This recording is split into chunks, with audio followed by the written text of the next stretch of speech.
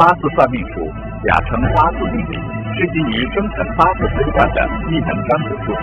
向大家推荐一位研究八字命理21年的道长，擅长八字算命、居家风水布局、灵符法师。道长微信20882988。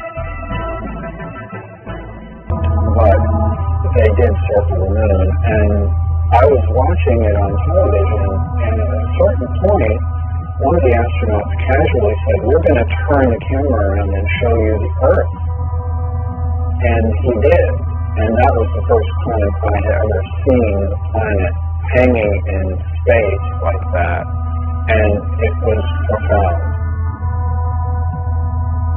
I think that for me, like for many other people, it was quite a shock. I don't think any of us had any expectations about how it would give us such a different perspective. I think the focus had been, we're going to the stars, we're going to the planets, and suddenly we look back at ourselves, and it seems to imply a new kind of self-awareness. One of the astronauts said, when we originally went to the moon, our total focus was on the moon. We weren't thinking about looking back at the Earth. But now that we've done it, that may well have been the most important reason we went.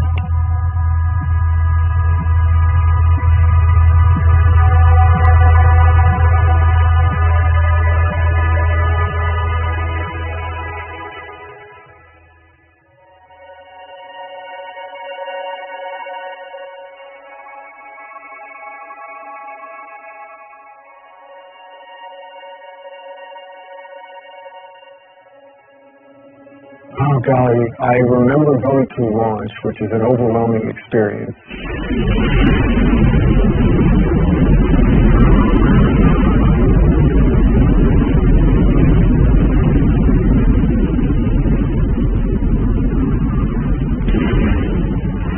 The engines cut off. I felt myself floating out of the seat. I floated over to the window, looked out, and we were coming up over the coast of Africa, and that's when it hit me. I'm in space, and I just got incredibly excited because it's something that I've been dreaming about since I was 6 years old. I think you start out with this idea of what it's going to be like, and then when you do finally look at the Earth for the first time, you're overwhelmed by how much more beautiful it really is when you see it for real. It's just like this dynamic, alive place that you see glowing all the time. It was truly incredible to be up there doing what I always wanted to do my whole life, and then to kind of glance back at our planet and see that view was just tremendous. I can only describe what I've seen. Looking down at the Earth, and you see that line that separates day and night slowly moving across the planet. Thunderstorms on the horizon casting these long shadows as the sun sets. And then watching the Earth come alive, and you see the lights from the cities and the towns. The events you see from space, like flying over thunderstorms, looking at them from the top, were spectacular. Like a fireworks show going on, and you're looking at it from the very top. Shooting stars going below us, or dancing curtains of auroras. It's just very hard to describe all the colors, the beauty, the motion.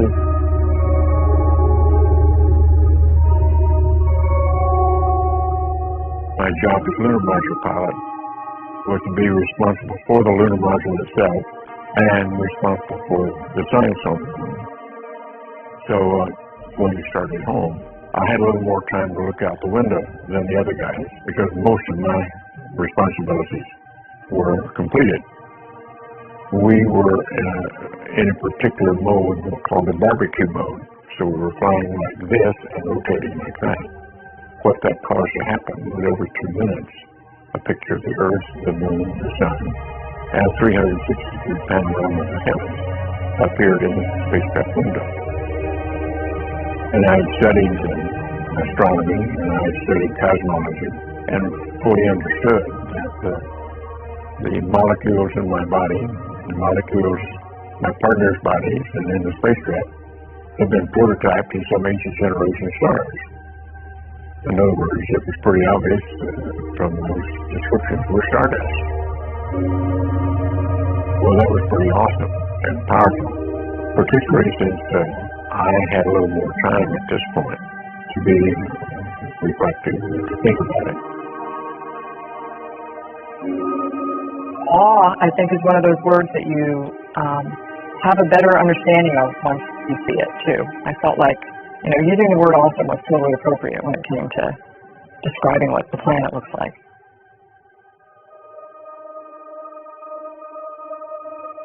To have that experience of awe is, at least for the moment, to let go of yourself, to transcend the sense of separation. So it's not just that they were experiencing something other than them, but that they were, at some very deep level, integrating, realizing their interconnectedness with that beautiful blue moon ball. And this is why the astronauts, particularly in the International Space Station, often say that much of their free time is filled with what they call earth gazing, just staring out at the earth. They can stare for hours because the changing scenery, the interactivity of the biosphere, all of this has an incredible aesthetic impact.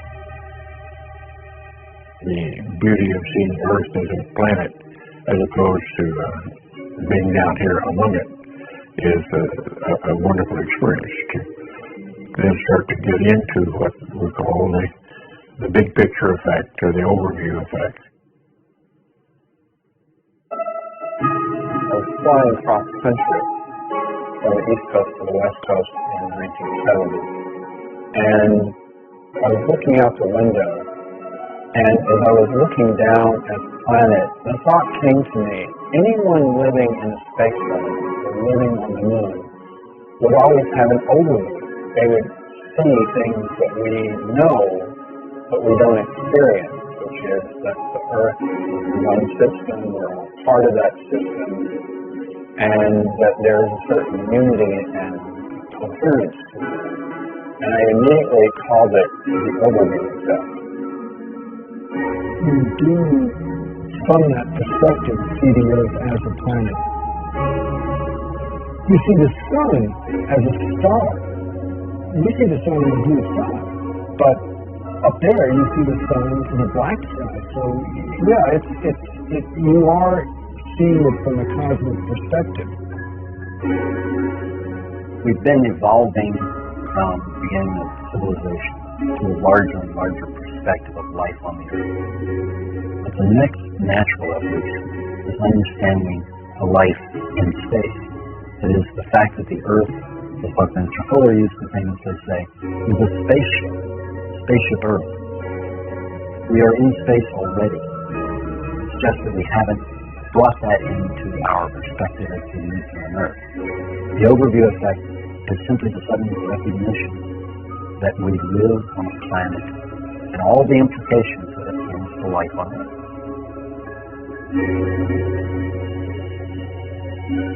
When we look down at the Earth from space, we see this amazing, indescribably beautiful planet.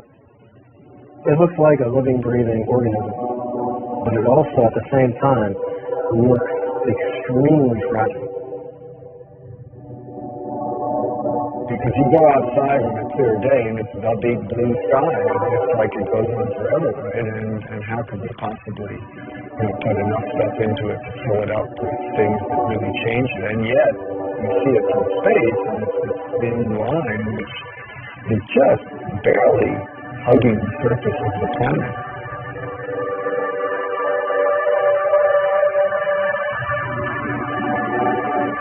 Anybody else who's ever gone to space says the same thing, because it really is striking and it's really sobering to see this paper-thin layer and to realize that that little paper-thin layer is all that protects every living thing on Earth from death, basically, from the harshness of space.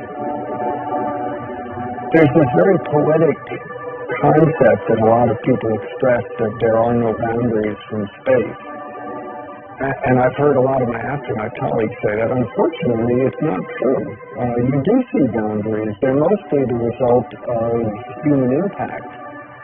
You can see erosion, clear-cutting of forests, and it's a long litany of environmental impact we've had on our planet, and that's something which, when you see it from a cosmic perspective, makes you really appreciate the concept of spaceship Earth and that we're all here together.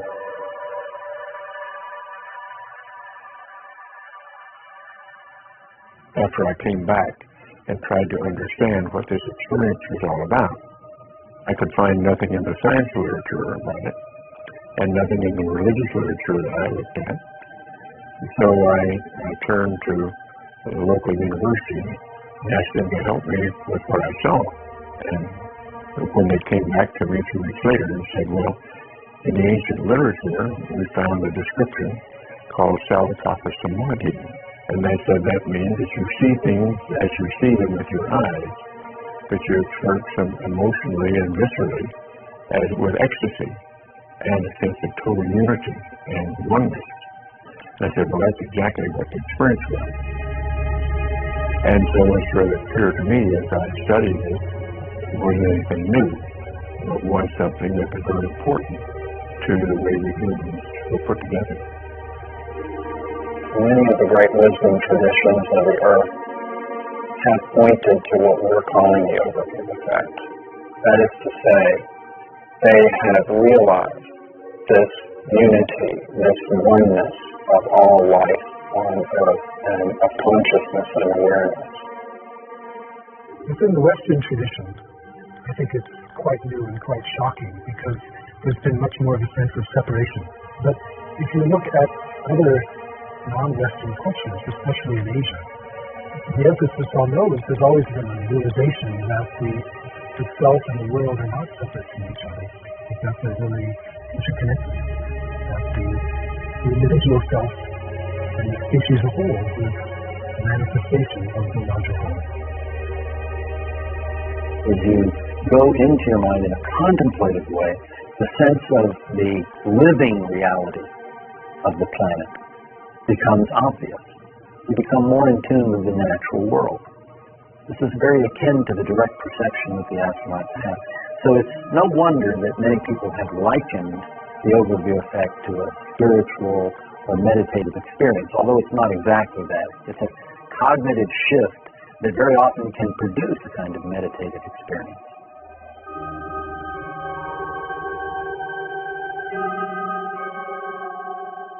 I'm sure we all interpret somewhat differently. I know some mythologies go right to a religious explanation. I didn't. I went to more science explanation. And I think, oh, that's wonderful. That's what it takes to build civilization.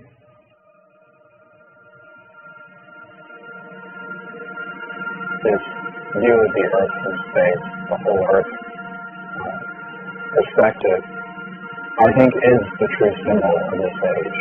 And I believe that what's going to happen is there's going to be a greater and greater interest in communicating this idea, because after all, it's key to our survival. We have to start acting as one species, with one destiny. We are not going to survive if we don't do that. We're seeing very clearly that if the earth becomes sick, then we become sick. If the earth dies, then we're going to die. People sense that something's wrong, but they're still struggling to go back and find out what the real roots of the problem are. And I think what we need to come to is a realization that it's not just fixing an economic or political system, but it's a basic worldview, a basic understanding of who we are that's at stake. And part of that is to come up with a new story, a new picture, a new way to approach this, and to shift our behaviors in such a way that it leads to a sustainable approach to our civilization as opposed to a destructive approach. It's a fragile planet, and if we don't take care of it and we don't work together, then we are going to have bigger issues than we have now down the road.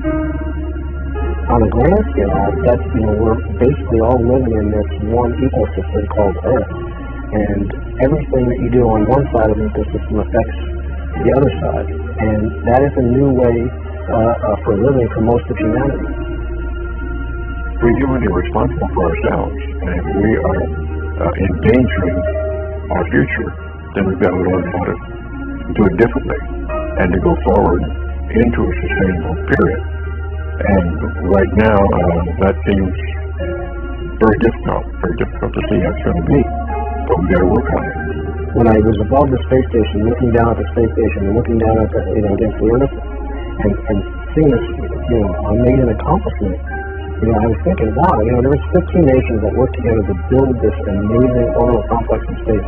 And if we can, take these 15 nations and do this amazing accomplishment, imagine what we can do by working together, by setting aside our differences for a common goal to overcome some of the challenges facing our planet.